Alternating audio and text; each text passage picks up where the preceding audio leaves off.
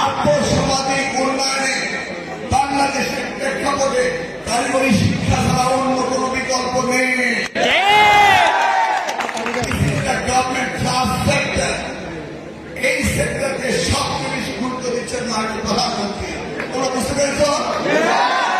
এবং এটার দায়িত্ব পেয়েছি আমি। কোন অবস্থাতে কারিগরি শিক্ষাকে নেগলেক্ট করা যাবে না। কারিগরি শিক্ষাকে তোমরা আবার হায়ার এডুকেশনের সাথে নিয়ে যাও না। Higher education, engineering college, engineering university, সেই হায়ার এডুকেশন নিয়ে আমি বলছি না। দক্ষ মানব সম্পদ তৈরি করা, সেই কারিগরি শিক্ষার কথা বলছি। যে কারিগরি শিক্ষা হাতে কলমে শিখতে হবে, যে কারিগরি শিক্ষা এই দেশকে ডেভেলপ করবে।